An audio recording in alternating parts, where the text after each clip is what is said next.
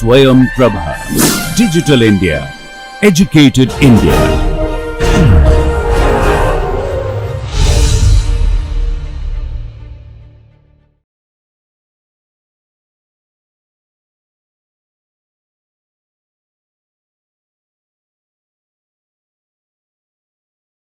This is the last assignment for this course. So we'll do decision making today. So first thing is to optimize. So this will be a posteriori approach that we are going to do.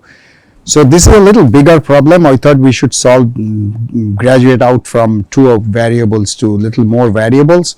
So there are two functions, as you see, f1 to be minimized, f2 to be minimized. There are 6 variables.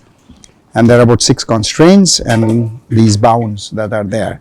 So you can go to the, well, if you are familiar with PyMu, the Python, you can take it from GitHub, or you can use the MATLAB code that you have now, right? The NSGA2 should be enough because there are 2 objectives.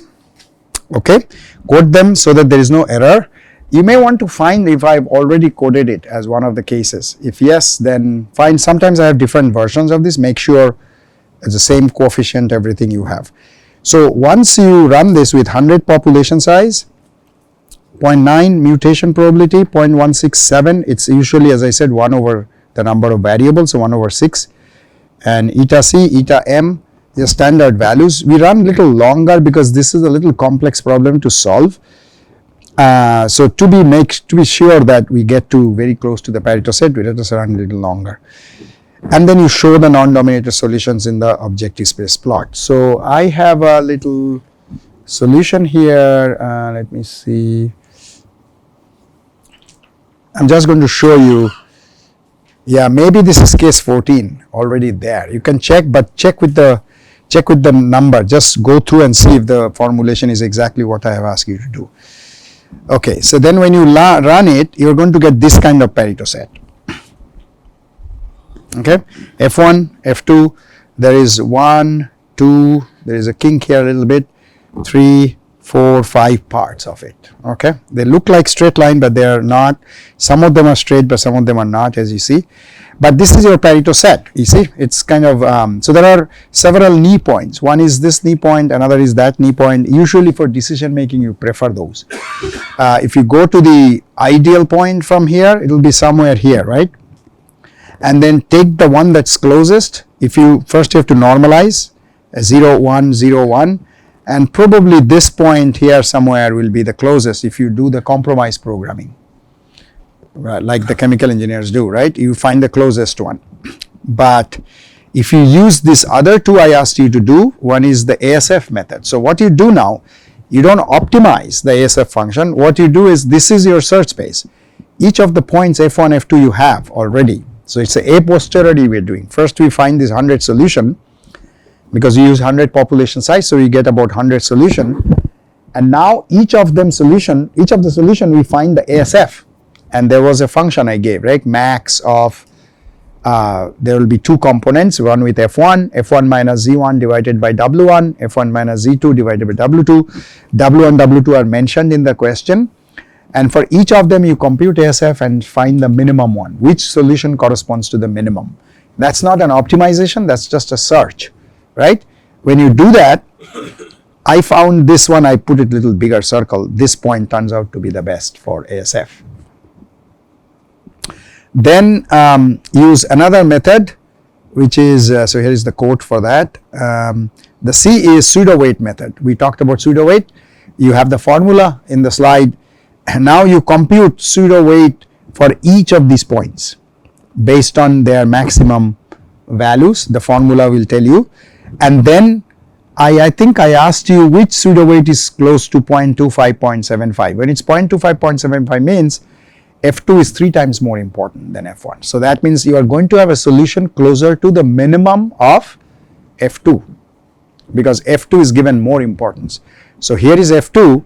Minimum of f2 is here, so I got this point as a result, which seems to be okay. It's closer to the minimum of f2.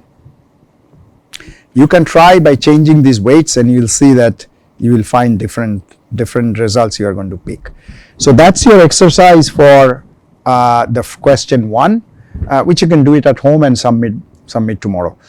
Weight is given 1 and 0.5. You can normalize it to get sum equal to 1. You could do that, or you could just use 1 and 0.5 because it's a constant that you multiply both of them with, so the max is not going to change. Not necessarily. You don't want to use negative values there. Negative weight has no meaning. So this basically says W1 is twice as important as W2. So you could have done 0.6667 and 0.333. You'll get the same result. But this is important. This is in the context of F1 and F2. So when you see there is a negative value here, so when you actually, this function was to be maximized, but I've actually converted it to a minimization for you already. So that Z ideal, this is not ideal, this is Z bar is minus 220 and the other one I want to have 0. So we use this division by W here. So yeah, you just have to compute this quantity for every Pareto solution and then look for the one having smaller value. You should normalize before doing anything. Here, of course, in ASF, it's usually not necessary. Your W should take care of it, but it's a good idea to normalize. So I would say put a tilde on top of F so that you normalize F to get normalized F before you use it here. Z should also be normalized. Let me check the solution if I have done that so that we have similar results. If not, I will ask you not to do so that we can grade it properly. Let me see the solution. I got the data and then ASF is calculated here. No, I haven't normalized. I just used the data.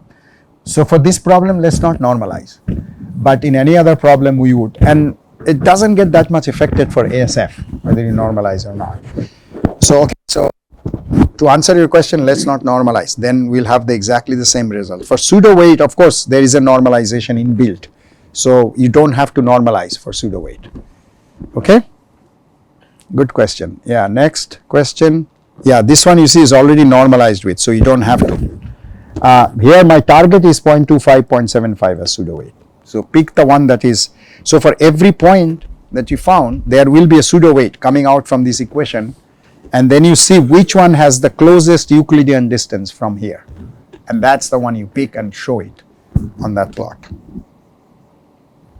So with this you have optimized and you made decisions twice, one with ASF approach, the other one with the pseudo weight. Oh, I have not given you the trade-off, so that's a bit more complex to do, so let's not do the trade-off here. ASF and this, these are the two. So that's why this is called a posteriori, because I'm first finding the whole Pareto set with about 100 points and then picking one from it. And it also shows that what decision making algorithm you use, the final result depends on that, because there are two different places, right? Make sense? All right. Now is the interesting problem.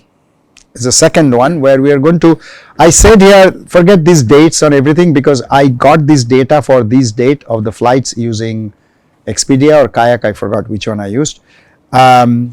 You are planning to go from a weird airport, and sometimes I go to this airport in Italy. It's a kind of touristic place, La Mezzia Terme, small airport, and then to EDI, to the Edinburgh, which is a big airport in UK. So reason I choose this is you have to make few stops. There is no direct flight from here to there. So there are 4 options I found from these website or booking websites. Each of them has different cost. You see, going from $312 to $1,025. Okay, so obviously $1,025 should give you some benefit, like minimum time or some other thing, right? All of these are here. I'll show you, but there are 3 things we are interested in. 3 criteria we are interested in looking at. First is minimize the total travel time, starting the flight time to finishing up the flight time, and you know, anything intermediate in between. So total time that you reach the airport for the flight and you land at the airport. Okay, minimize the cost, overall cost of flights only. Minimize number of total flights, how many flights you are taking. So all these have to keep in mind before picking one, and probably you do the same when you book a flight, right, or a train.